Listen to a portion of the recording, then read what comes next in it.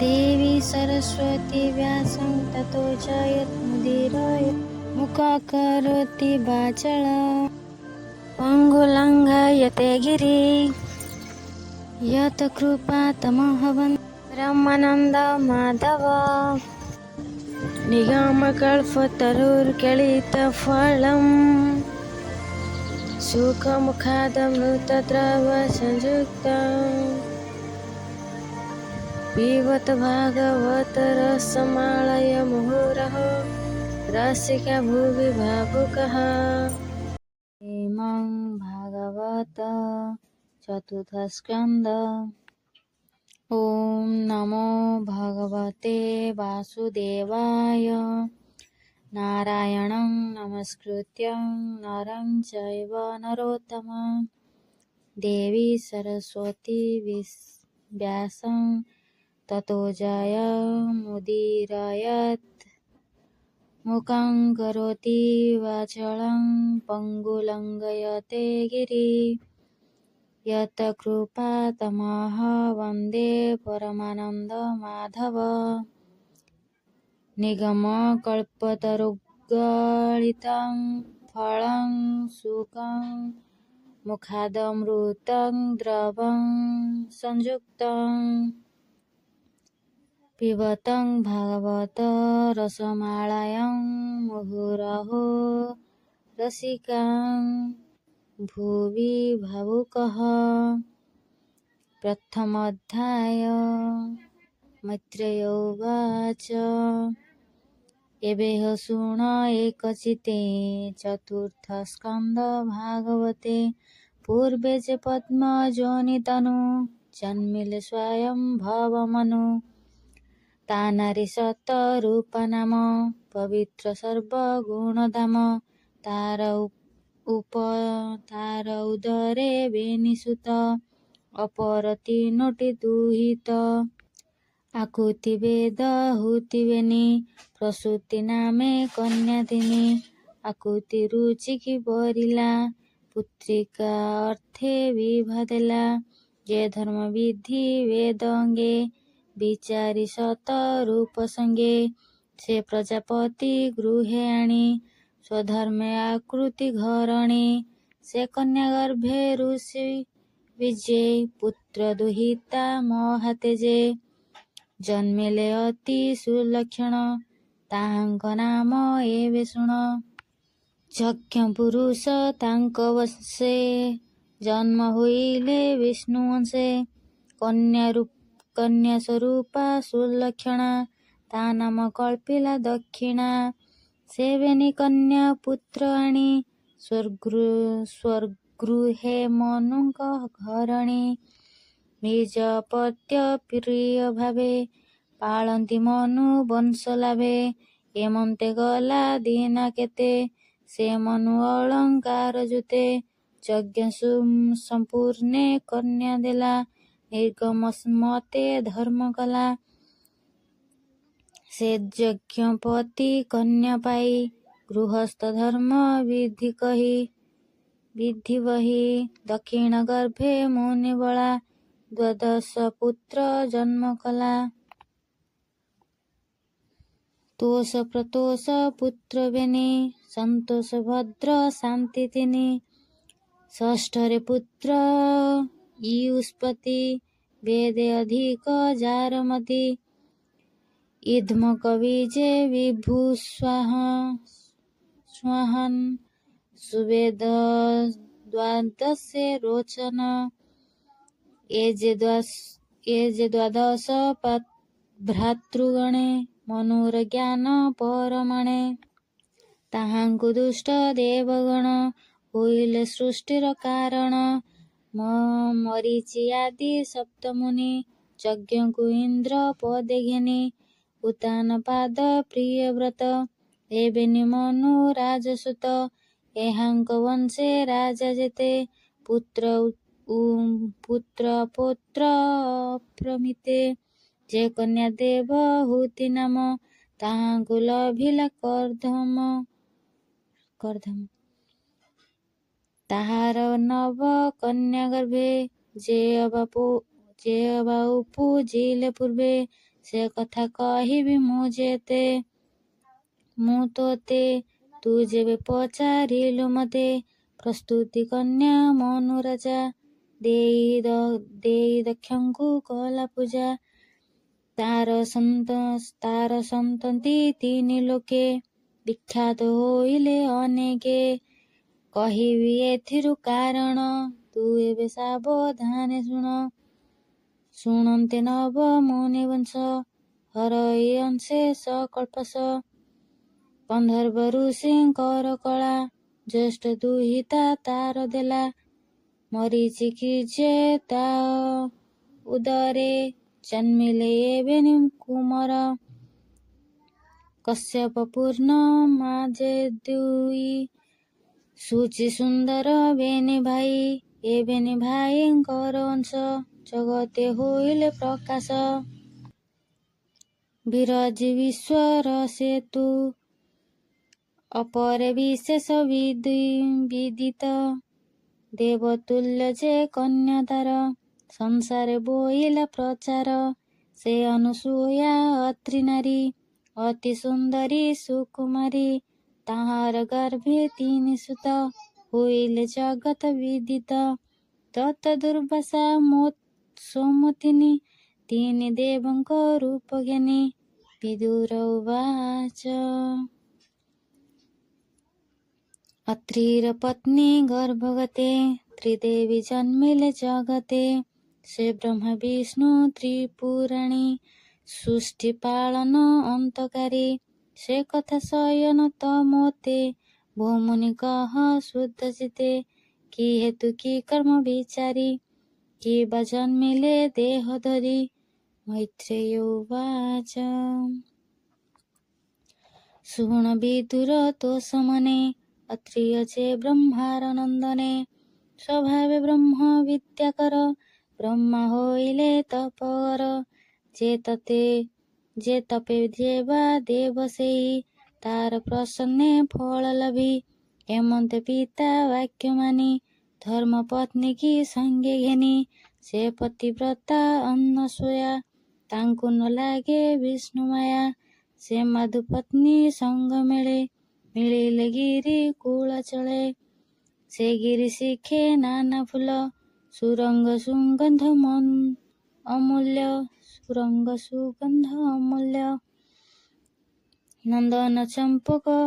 ଚନ୍ଦନ ଚମ୍ପକ ଅଶୋକ, ପାରିଜାତ ଯେ କୁରୁବକ। ତ୍ରିସନ୍ଧ୍ୟା ନନ୍ଦୀ କୂଳେ ରହେ, ସ୍ନାନେ ସକଳ ପାପ ଦହେ। ସେ ବନେ ପଶିବେନି ଜନେ, ତପ ସମାଧି ଯୋଗ ଧ୍ୟାନେ। ମନକୁ ଧରି ଆତ୍ମା ବଳେ, ପ୍ରବଳ ଇନ୍ଦ୍ରିୟ ନିଶ୍ଚଳେ। ଏକ ଚରଣେ ଉଦ୍ଭା ହୋଇ, ଉପର ମୁଖେ ଶୁଦ୍ଧେ ଧାଇଁ। 7 ବରଷ ଯୋଗ ଧ୍ୟାନେ, ବଞ୍ଚିଲେ ପବନ ଭୋଜନେ। ନିଶ୍ଚଳ ଯୋଗ ଧ୍ୟାନ ଚିନ୍ତି, ଚିତେ ଏମନ୍ତ ବିଚାରନ୍ତି।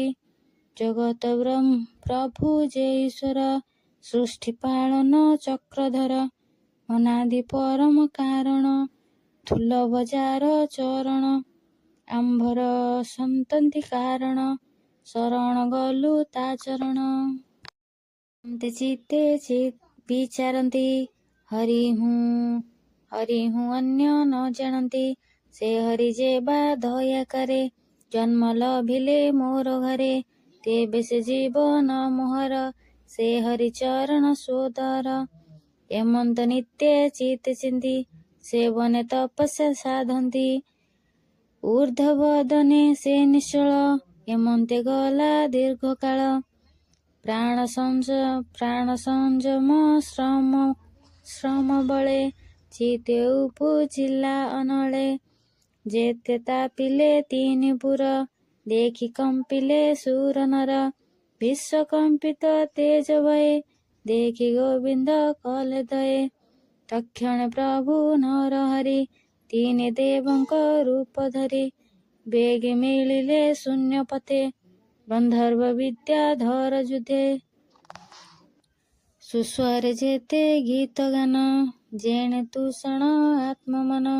ସେ ହରି ନିଜ ଗୁଣ ଗାଇ, ତପ ପ୍ରଭାବ ହୃଦେ ବହି ଦୂରଗମନ ଅତି ଶ୍ରମେ ମିଳିଲେ ମୁନିଙ୍କ ଆଶ୍ରମେ ଦେବଙ୍କ ଆଗମନ ଦେଖି ସେ ମୁନି ଆସନ ଉପେକ୍ଷି ସମାଧି ତପ ଆଚରଣେ ଥିଲେ ସେ ଏକ ଚରଣେ ବେନି ଚରଣ ସ୍ଥିର ଥୋଇ କପେଳ ବେନି ହସ୍ତ ଦେଇ ହରସେ ଅଶ୍ରୁ ଜନ ନେତ୍ରେ ପ୍ରମାଣ କଲେ ଦନ୍ତବତେ ଉଠି ଚହଇ ଶୂନ୍ୟ ମାର୍ଗେ ତିନି ମୂରତି ଦେଖି ଆଗେ ବୃଷଭ ପକ୍ଷୀ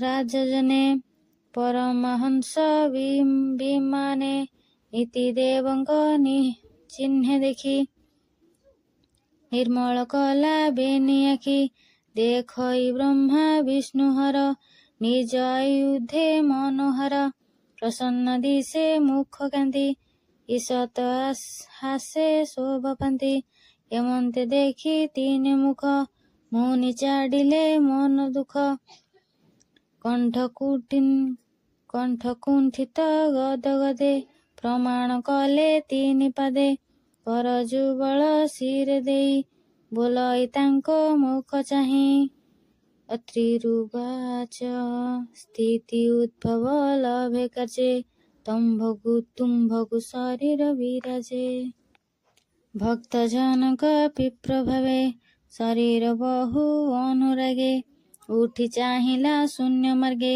ଶ୍ଵେତ ଶଶିତ ପୀତରାଗେ ତୁମ୍ଭେ ଯେ ବ୍ରହ୍ମା ବିଷ୍ଣୁ ହର ମୁଁ ତୁମ୍ଭ ଚରଣେ କିଙ୍କର ତୁମ୍ଭର ରୂପ ଏ ସଂସାରେ ପ୍ରକାଶ ଜନ ଉପକାରେ ଏମନ୍ତେ ଅତ୍ରି ବାକ୍ୟ ଶୁଣି ବିଷ୍ଣୁ ଶଙ୍କର ଶୁକ ପାଣି ଦେବାରୁବାଚ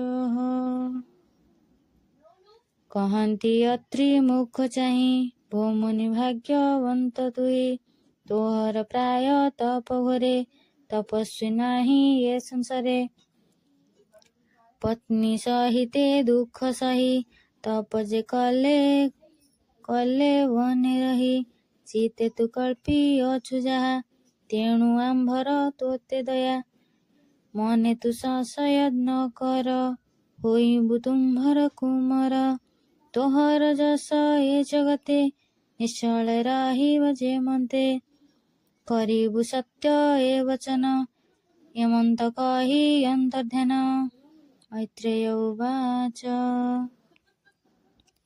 ନିଜ ଭୁବନେ ଗଲେ ବେগে ସେ ଅତି ପତ୍ନୀ ଗର୍ଭ ଭାବେ ଋତୁ ସଙ୍ଗମ ପତ୍ନୀ ସଙ୍ଗେ ଜନ୍ମ ହୋଇଲେ ତିନି ଦେବେ ନୟନ ମଧୁ ସୋମଜାତ ଉଦରୁ ରୁଦ୍ରର ସମ୍ଭୂତ ଦୁର୍ବାସା ଧୂର୍ଯ୍ୟଟିର ସେ ଜନ୍ମ ହୋଇଲେ ପୃଷ୍ଠ ଦେଶେ ତପ ପ୍ରଭାବର ଏ ଗୁଣ ଏବେ ଅଙ୍ଗିରା ବଂଶ ଶୁଣ ଶ୍ରଦ୍ଧା ଯେ ଅଙ୍ଗିରା ଯୁବତୀ ତାର ସଂଯୋଗ ପ୍ରଜାପତି ଚାରି ଦୁହିତା ଜନ୍ମ କଲା ସୁନ୍ଦର ରୂପ ଗୁଣଶୀଳା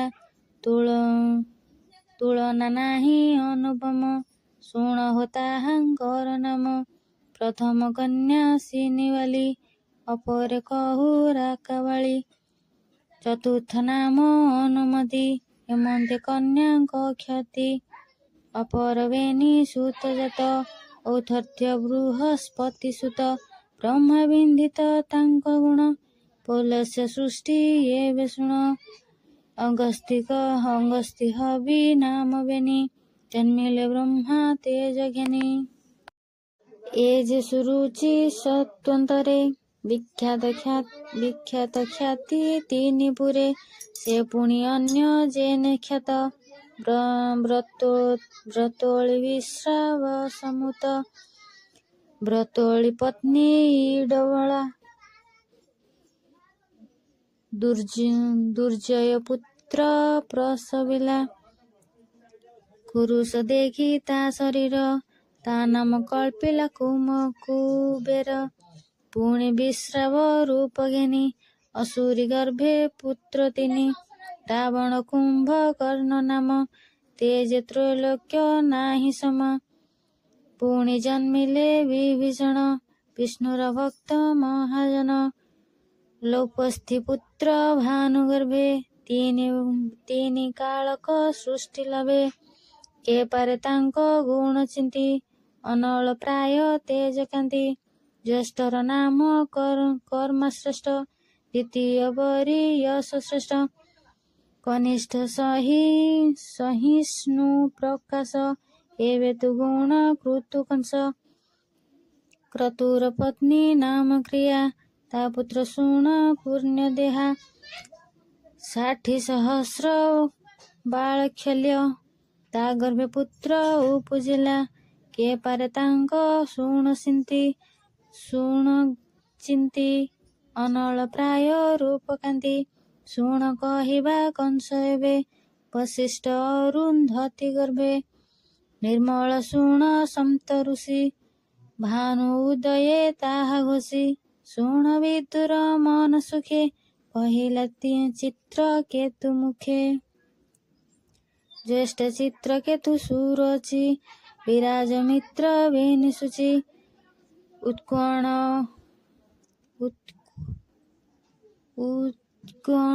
ବସୁ ଭୃତ୍ୟ ଜାତ ଦ୍ରୁମାନ ଶକ୍ତିଙ୍କ ସମ୍ଭୂତ।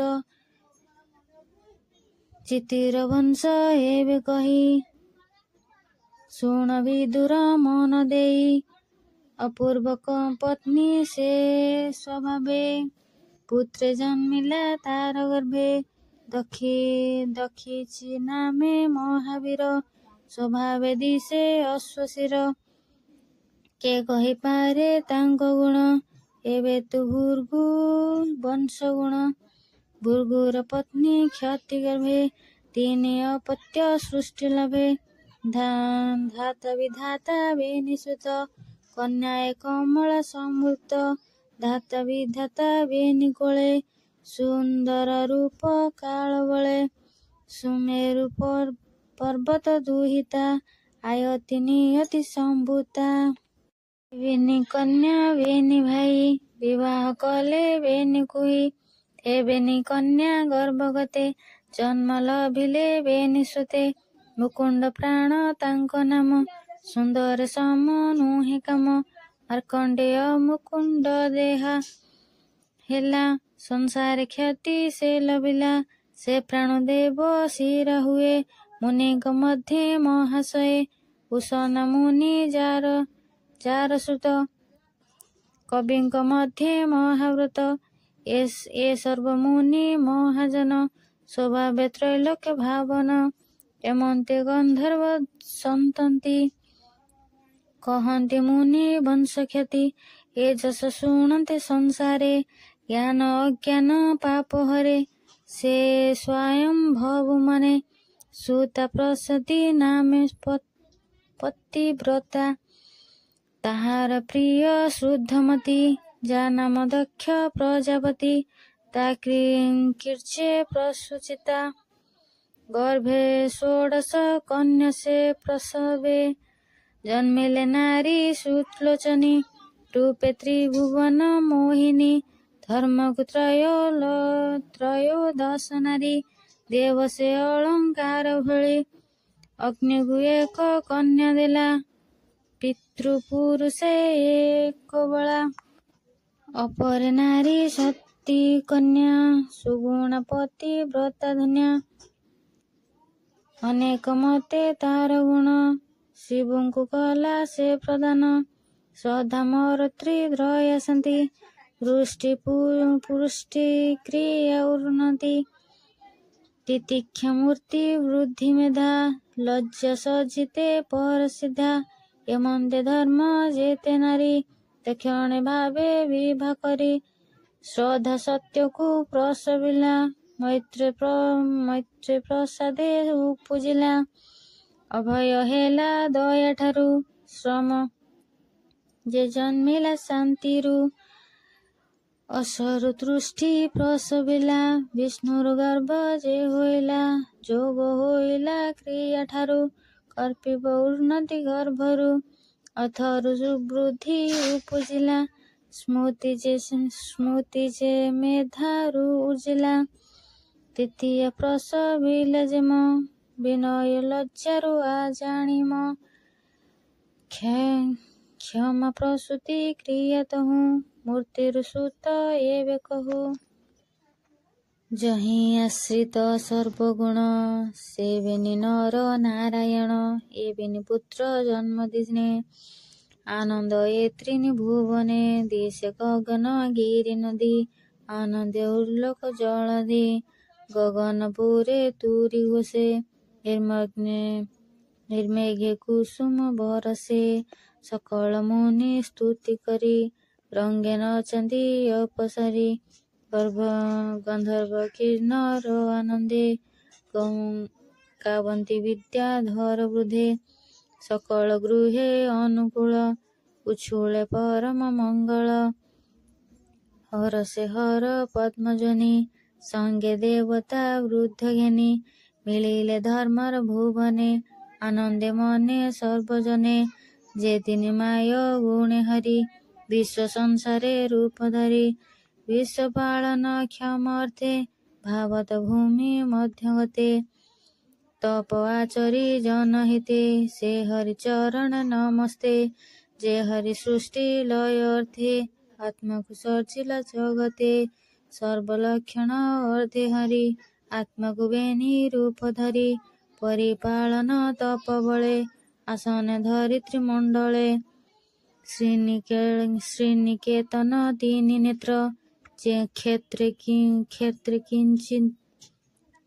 କିଞ୍ଚିତ ସେ ପବିତ୍ର ସଂସାର ରାର୍ଣ୍ଣିବ ସୁଖେ ତରେ ଯେ ପ୍ରାଣୀ ତୋତେ ଆଶ୍ରା କରେ ଏମନ୍ତେ ସୁର ଗଣେ ଗାଇ ସ୍ତୁତି କରନ୍ତି ମୁଖ ଚାହିଁ ଜଗତ ହିତେ ତପର୍ତେ ସେ ଗନ୍ଧର୍ବ ମାଧବ ପର୍ବତେ ମିଳିଲେ ଶୁଭ ଲଗ୍ନେ ବେଳେ ଭାରତ ଭୂମି ସୁମଙ୍ଗଳେ ସେବେନି ରୂପ ବିଷ୍ଣୁ ଅଂଶେ ଜନ୍ମ ହୋଇଲେ ଧର୍ମ ଅଂଶେ ଭୂମିର ଭାବ ନିବାରଣେ ଜଗତ ପରମ କାରଣେ ସମ୍ଭବେ ଯତୁ କୁରବଂଶେ କୃଷ୍ଣ ଅର୍ଜୁନ ବିଷ୍ଣୁ ଅଂଶେ ଅଗ୍ନିରେ ସ୍ୱାହା ସ୍ୱାଧ ନାରୀ ତିନି ଅପତ୍ୟ ଜନ୍ମ କରି ପାବକ ପାବ ମାନ ଶୁଣି ଶୁଚି ହୃତ ଭୋଜନ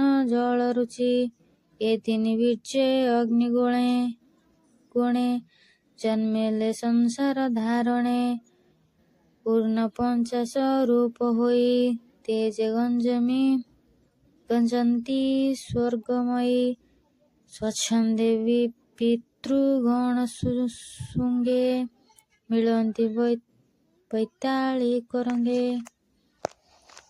ଯେ ବ୍ରହ୍ମବାଦୀ ବିପ୍ରଗଣେ ଯେ ଯଜ୍ଞ ମନ୍ତ୍ରେ ଉଚ୍ଚାରଣେ ଅଗ୍ନିକୁ କରନ୍ତି ବରଣ ତାହାଙ୍କ ନାମ ଏବେ ଶୁଣ ଅଗ୍ନି ସୁଧା ଯେ ବହର୍ଷଦ ସୋମପାଜ୍ୟ ପଶୁବେଦ ଅଗ୍ନିର ପତ୍ନୀ ସ୍ୱାହା ନାମ ସ୍ୱରୂପ ଗୁଣେ ଅନୁପମ ତାର ଉଦରେ କନ୍ୟା ବେନି ଜନ୍ମିଲେ ପିତ୍ର ରୂପ ଘେନି ଅଷ୍ଟବସୁଙ୍କ ନାମ ଭଣୀ ଯାର ନାମ ବିଷ୍ଣୁ ଧରଣୀ ଏବେନି କନ୍ୟା ଯୋଗ ଜ୍ଞାନୀ ବଞ୍ଚନ୍ତି ଭୁବନ ପାବନୀ ଏମନ୍ତ ଦକ୍ଷ ପ୍ରଜାପତି ତାର କୁମାରୀ ନାମ ମତି ଈଶ୍ୱର ପତ୍ନୀ ସେ ସ୍ୱଭାବେ ତାର ଚରିତ ଶୁଣ ଏବେ ଆତ୍ମା ସଦୃଶ ପୁତ୍ର ଗର୍ଭେ ସେ ତିନି କେବେ ନ ଲଭେ ପିତାର ଯଜ୍ଞ କାଳେ ଯାଇ ସ୍ୱାମୀର ଛଳେ କ୍ରୋଧ ବହି ଦେବଙ୍କ ମଧ୍ୟରେ ଯଜ୍ଞଶାଳେ ଜୀବନ ଛାଡ଼ିଲା ନଳେ ଚତୁର୍ଥ ସ୍କନ୍ଧେ ଭାଗବତ